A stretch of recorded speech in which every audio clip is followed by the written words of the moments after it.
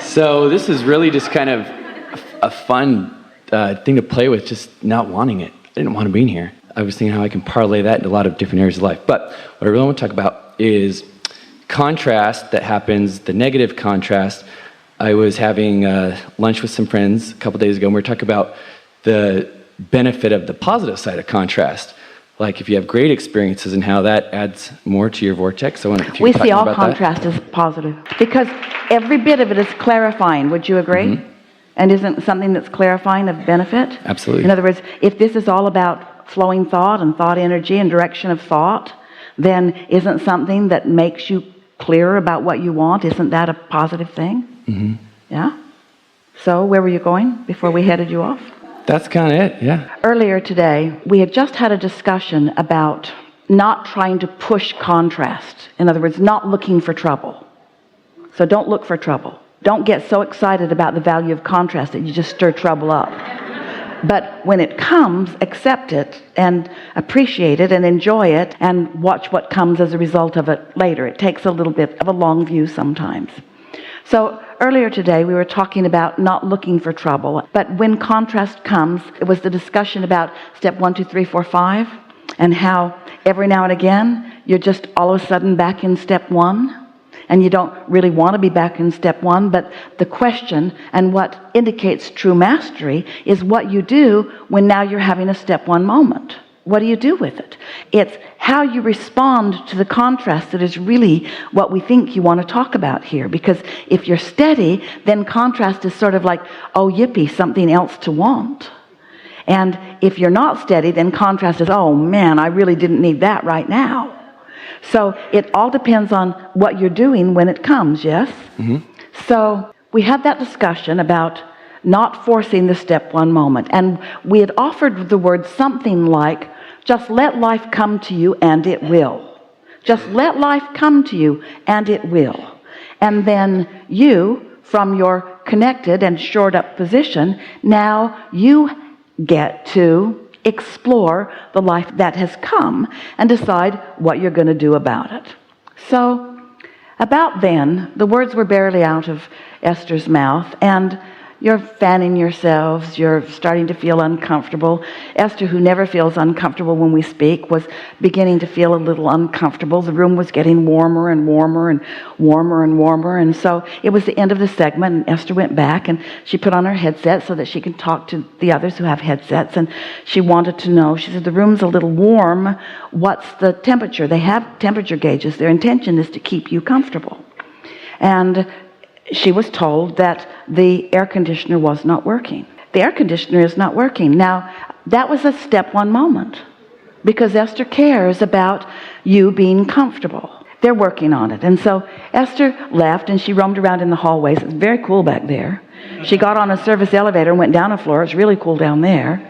Happened to run into one of the managers of the hotel and was able to say, it's very warm in our room. And she was told, we have a broken unit and we're calling backup. And then she can hear them talking to the people. They're not on the premises. Esther knows backup isn't coming. Not in time to cool this room down. But Esther still, she hasn't lost her grip. She isn't starting to panic. She's having a step 1 moment. So the simple solution is just open some doors. Let's get some cross ventilation. It's not that bad in here. The air conditioner is not working, but a solution comes, the solution works. You might call it coping. You might call it just making the best of a situation. Because what are you going to do? A step 1 moment happens. Are you just going to cease to exist now? You can't bang it into place. What are you going to do? What we're really asking you is, do you have any choice? If you are a master of alignment, and if you care about feeling good, and something happens over which you have no in this moment control, what are your options? You look for a solution, and there always is one. There's something that can always make it a little better. And so if that's your goal in life, to always look where it's a little better, instead of looking for trouble, instead of drumming in trouble, instead of trying to be defensive or trying to make someone really wrong so that you can be really right, which is not your style at all, we know. If you can instead look in the direction of what you want, there's always something that's coming. And if not right now, this red hot minute, eventually. life is supposed to be fun. And you really do want it to come to you in ways that allow you to utilize the skills that you are developing. And the greatest skill that any of you could ever develop is the skill of alignment no matter what. That's the skill of unconditional love. That's the skill of needing no one to do anything in order to fix this. It was almost a relief to Esther when she realized that there was no one on the premises that was going to be able to do anything about that. Took all the tension off the action part of it. And we want you to take all the tension off the action part of everything, because that's not where the leverage is. That's not where the power is. That's not where the influence is. That's not where the fun is. That's not where the power is. That's not where the creation is. That's not who you are. You didn't come to demand conditions to which you could have an emotional response. You came to conjure an emotional response because of your ability to focus, understanding that everything else would follow. Can you feel the distinction? I want to be a dad. I want to be a dad, and I don't know how to make that happen. Well, there's a video. I think it's more about the timing, the question about that. Like, do I just do it? Like, I don't know when to birth. Well, here's the thing. When you ask a question that the answers aren't right there, then you automatically sort of lose your connection. So only ask questions about it to yourself for a while that the answers come easily. Like, could this happen? Yes, of course. Will I know what to do? Yes, of course. Will I feel it when it's time? Yes, of course. You get what we're getting at? We haven't talked about this much today. We've been talking about it a lot in the last several gatherings like this, where you're always in the receptive mode. And when you're in the receptive mode of your source energy, meditation is the fastest, clearest, purest way to get there, the most consistent and sure way to get there. Once you've quieted your mind and you've felt that state of detachment, and you're able to stay there for a little while so that your mind really is clear of cluttering, and by that we mean doubtful or worrisome thoughts. What happens is, in your connection, in your resonance with source energy, answers to questions or ideas about process, ideas about how to go about it, even ideas about where to be and when to be there, flow to you. And when you get good at listening for that and recognizing when you've heard it, and most important, following through on the impulse that comes, you'll just find yourself in the right place at the right time. It will just unfold for you. The thing that trips our dear human friends up, more than all other things put together, is that somehow other humans have convinced you that you've got to try harder in figuring out how to get things done. And that just backfires. It works against you, because that's not how it works. You did the trying as you sifted through the contrast. That was the trying mode. And you put everything that you want into the vortex, and source has lined everything up for you. Now it's the not trying mode. It's the chill mode. It's the relaxed mode. It's the expectant mode. It's the receptive mode. It's the paying attention to the thoughts that flow into your mind mode, you see. And so what happens is, after it happens, then it's real clear. But before it happens, sometimes you're trepidatious about it. So we want to win you over in your understanding of the process. We want to say to you, of course the timing will be right, and of course the process will unfold perfectly, and of course it will please you in all the ways that you want to be pleased. You're following? Did we get there, or is there something more? I think I just want to make sure I understand. So when I'm meditating and holding room for that to kind of come to me. Which is the same way of saying, I'm not in the way of it finally. Yeah. You just have to stop doing that thing you do that blocks it. You don't have to keep it in mind. Step 1, you kept it in mind, and now step 2, source is keeping it in mind. Now, get it out of your mind, because your mind is full of doubts about it.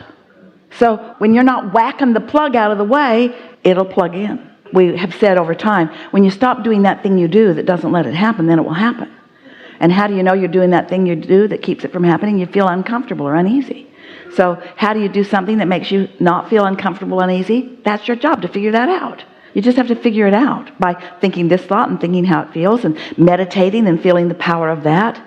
Esther's been meditating for years, but recently she's been consistently meditating every single day. with the singular intent of only quieting her mind, not writing a book, not solving a problem, not getting something more out of meditation other than just detachment. And she is bowled over by the cooperative universe that seems to have perfect timing with her on so many subjects.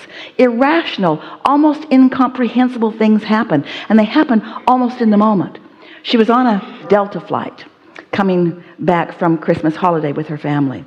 And they were all in the coach section, and they were not really enjoying it all that much. It was a small aircraft, and it was quite crowded. And a man sat next to Esther, and he was way too big for his seat. He needed some of Esther's seat too. And she tried to lean into the aisle, and then she kept getting whacked by things going by and people going by. So she was having a hard time condensing herself enough to make room for him and everything else that was going on. And he didn't smell good either. And she couldn't help but notice it. And so she was sitting there, and then she thought, these thoughts don't feel good, and these thoughts are in response to what's going on. And then she thought, so this is the tricky part. How do you sit in a situation where what you don't want is happening around you and not think thoughts about that? And then she leaned up and she saw first class. And she looked at it and she thought, it's nice up there. I remember that place. It's nice up there. She thought that thought for about 35 seconds, and a flight attendant came and got her and took her up there. Now, anybody else would say, well, she's got that status. Yes, she does, but that doesn't mean that they always come and get her. This was a moment where the universe yielded to Esther's clear thought, not only because she wants to be up there, but because she was in the process of asking herself, now how does this stuff really work? It was like the universe saying, we'll show you as soon as you get there. You're there, come on. And that's just always the way that it is. There are hundreds of those experiences that are available to you in every single day to show you your alignment, just like there are lots of experiences in every day to show you you're not alignment. Yes? Yes. And so she walked up and she looked back at her family. She looked back at them, not apologetic at all. She had a great big grin on her face. And then she went, me, I'm going up there. It was all she could do not to skip up the aisle. It's like she was so in the face of all the people that were not going up there with her. There were a lot of people, including some that she's related to, who didn't think that was all that cool that Esther went up there. But so what? It's not about you and your relationship with what anybody else thinks. It's you and your relationship with what you think. It's you and your relationship with what your inner being thinks. That's all that it is. And when you understand the simplicity of that, then life is no longer complicated. And those around you will be drawn to the power of your influence. We've enjoyed this interaction more than our words can explain to you. Because what we understand happened in this situation is that through your willingness to listen for a long time to a lot of conversation with the intent, most of you, to find resonance with what's going on here, you've cleared clutter from your past that you won't be dragging around like you have been. You may not realize it right now. You might realize it right now. You're lighter now, vibrationally, than you have been in a while. And what that means is your point of attraction has shifted. And evidence is flowing that you will notice, and most important, you will make the correlation between what you're now witnessing and what happened before you witnessed it. You're really getting the hang of this.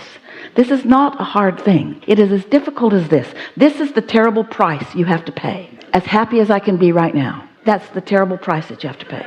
Just look for the best feeling thought that you can find right now. That's the price that you have to pay. And because you've already done, hear this, you've already done all the work.